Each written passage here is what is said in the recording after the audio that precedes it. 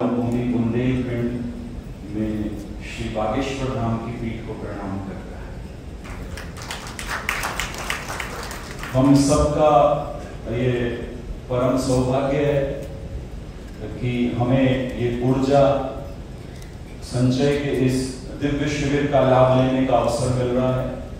और क्योंकि आप तो देश के कोने कोने से आए हैं, कुछ लोग विदेशों से भी आए हैं, तो मैं आप सबको नमन करूं, मैं आपको प्रणाम करूं। और एक विशेष बात, ऐसा हमने संतों के मुख से सुना है, महाराज जी ने भी खूब सुना होगा कि एक बार की बात है, भगवान शंकर नंदीश्वर पर बैठकर माँ भगवती पार्वती उनके साथ थी और भ्रमण कर रहे थे।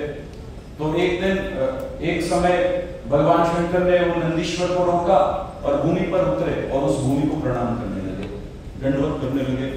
माँ पार्वती ने कहा, महाराज आप उतरे क्यों और इस भूमि को प्रणाम क्यों किया आपने?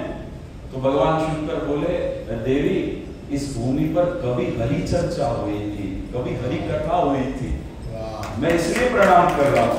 भगवान शंकर आगे गए, फिर नंदीश्वर को रोका, फिर एक भूमि को दंडवत प्रणाम किया और प्रणाम करके फिर पार्वती जी ने पूछा, महाराज जी अब आप क्यों रुके, यहाँ पर क्या हुआ इस भूमि पर? तब भगवान शंकर बोले, देवी इस भूमि पर कभी कालांतर में हरि कथा होगी, हरि चर्चा होगी, इसलिए अभी से प्रणाम कर रहा हूं।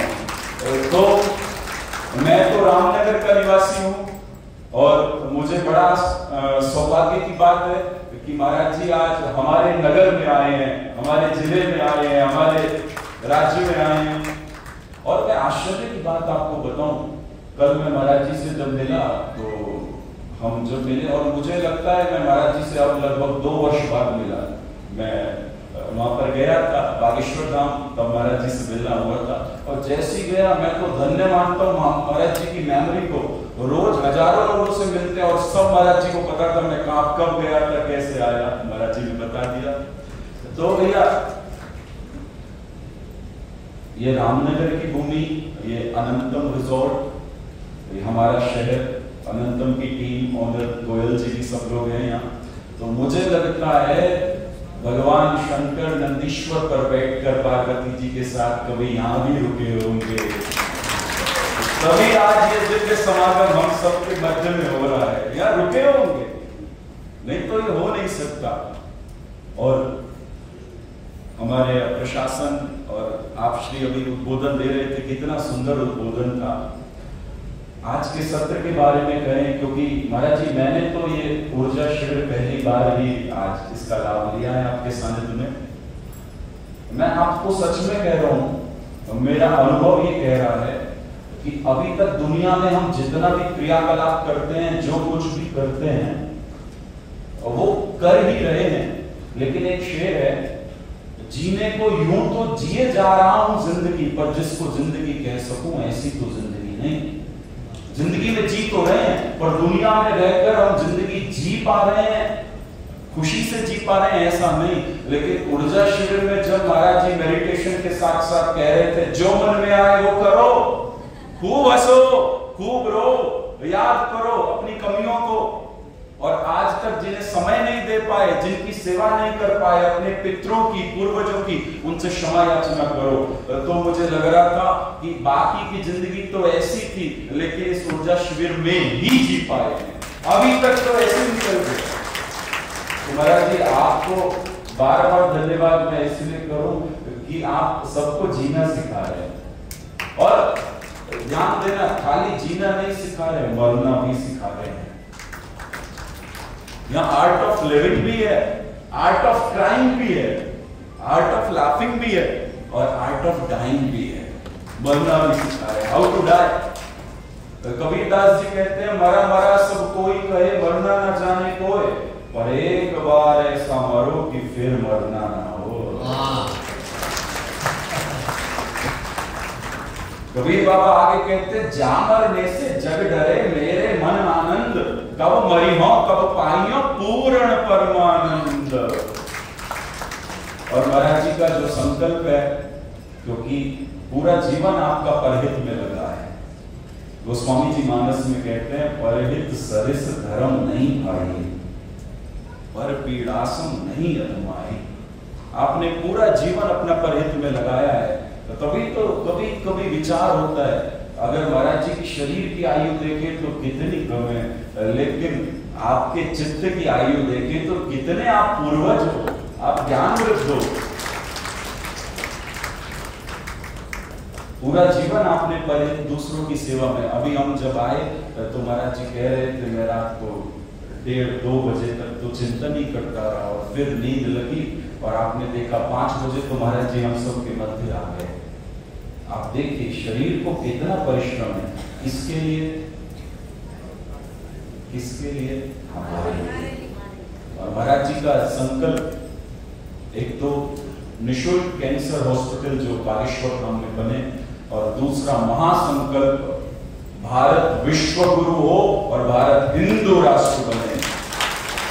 इन सब के लिए हमें प्रयास करना ही है, करना ही है। नहीं तो भैया जो घटनाएं पूर्व में घटी हैं वो दोबारा ना घटे भारत के साथ। ये भारत विश्व गुरु बन रहा है। महाराज जी अपनी चेतना से, अपने बल से, अपने संकल्प से पूर्ण रूपेण लगे हुए हैं। और एक बात मैं और कहूँ, महाराज जी विवेकानंद जी जब पहली बार शिकागो गए थे प्रवचन करने, तो विवेकानंद जी का तो प्रवचन ऐसा अद्भुत होता था, जो सुनता था वो दीवाना हो जाता था। तो एक बार विवेकानंद जी प्रवचन कर रहे थे तो एक आर्टिस्ट आया, आर्टिस्ट जो पेंटिंग बनाता था। उसने कहा स्वामी जी जब आप प्रवचन करते हो ना, आपकी शोभा, आपकी आभा अद्भुत होती है, मैं आपकी पेंटिंग बनाना चाहता हूँ। तो स्वामी जी ने सहज में आज्ञा दे दी। अब स्वामी जी मंच पर प्रवचन कर रहे हैं, वहां हजारों की भीड़ है और वो एक साइड में अपना ब्रश लेकर महाराज जी की पेंटिंग बना रहे हैं। स्वामी जी की पेंटिंग बनाई, इधर स्वामी जी का प्रवचन पूरा हुआ, उधर उसकी पेंटिंग पूरी हुई। महाराज स्वामी जी नीचे उतरे, उन्होंने पेंटिंग भेंट कर दी, लीजिए स्वामी जी। और भैया विवेकानंद जी ने पेंटिंग ली और जैसे ही हाथ कांपने लगे, दोनों नेत्र भर आए, गंगा यमुना बहने लगी आंखों से। तब स्वामी विवेकानंद ने पूछा उस पेंटर से, उस आर्टिस्ट से, भाई ये मंच में मेरे पीछे तूने क्या बनाया, ये कौन है, तू जानता है? तब उसने कहा मुझे तो पता नहीं, ये तो आप जब भी प्रवचन करते हो तो हमें दिखता है आपके पीछे खड़े रहते हैं, हमने नहीं देखा, हमें तो ये लगा कोई इंडिया से आपके साथ आए होंगे, जब आप मंच पर प्रवचन करते हो आपके पीछे होते हैं। तब स्वामी जी फूट फूट कर रोने लगे। विवेकानंद जी कहते हैं अरे भाई तुझे पता नहीं, ये मेरे गुरुदेव रामकृष्ण परमहंस जिनका शरीर छूटे वर्षों हो गए, वर्षों हो गए। अभी तक मुझे ये लगता था मैं कुछ कर रहा हूं, लेकिन आज पता चला गुरु सत्ता ही सब कुछ करा रही है। और मुझे लगता है महाराज जी इस आयु में इतना परिश्रम करके और पूरे विश्व में इस भारत की संस्कृति की टंकार कर रहे हैं। ये महाराज जी तो करते हुए दिख रहे हैं, लेकिन पीछे सन्यासी बाबा खड़े हैं, पीछे हनुमान जी खड़े हैं, तो ये सब हो रहा है। तो ज्यादा ना कहते हुए रामनगर का परम सौभाग्य है। महाराज जी मैं क्या बताऊं, दिल गार्डन गार्डन हो रहा है आपको।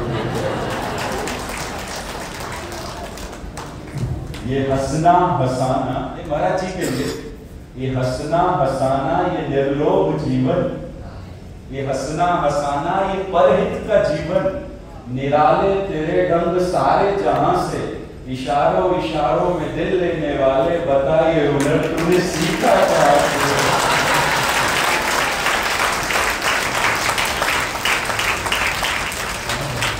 महाराज जी आपके इस स्वरूप को नजर न लगे,